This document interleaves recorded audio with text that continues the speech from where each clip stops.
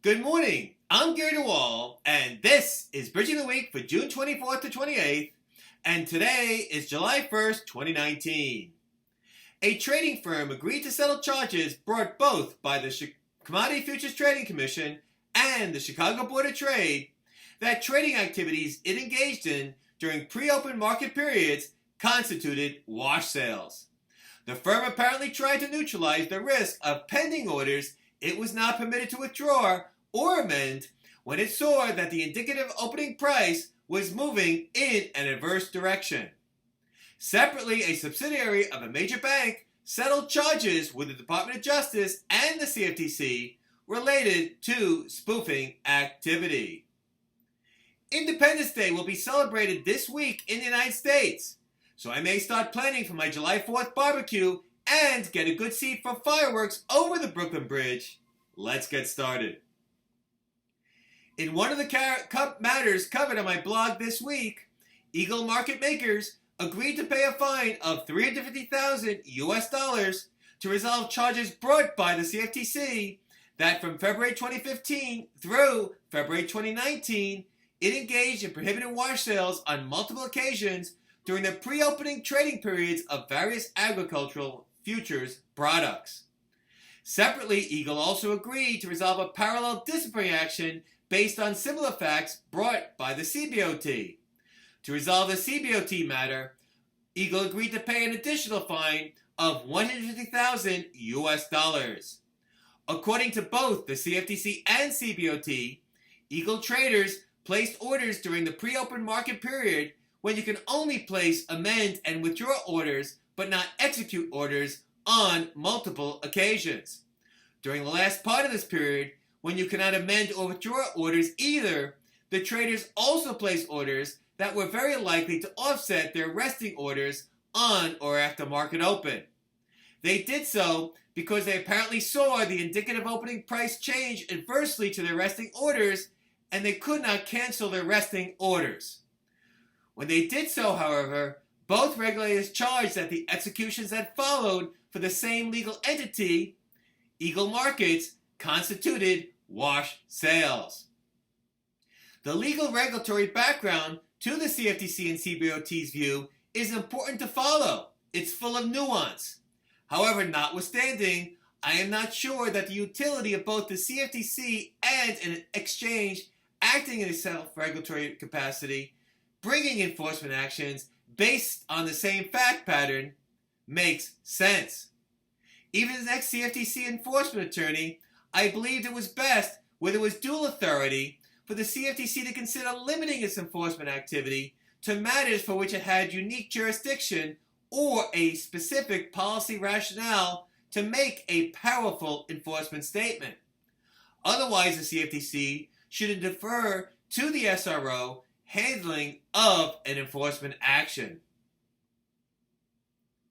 In the other major matter covered this week on my blog, Merrill Lynch Commodities agreed to pay a sanction of $36.5 million US to settle allegations by the U.S. Department of Justice and the CFTC related to alleged spoofing activity by at least two of its traders from 2008 through 2014.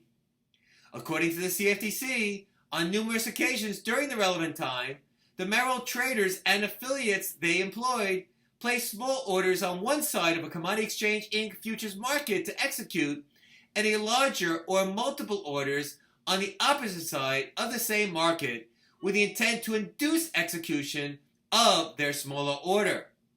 As soon as the small order was filled in whole or part, the traders would cancel the larger order or orders. The CFTC charged an enforcement proceeding that this conduct constituted traditional manipulation or attempted manipulation at all times, and now after August 15, 2011, spoofing as well as fraud-based manipulation and attempted manipulation. By the way, the magic of August 15, 2011 is that when the Dodd-Frank Wall Street Reform Consumer Protection Act became effective. In accepting Merrill's settlement order, the CFTC acknowledged the firm's cooperation in remediation.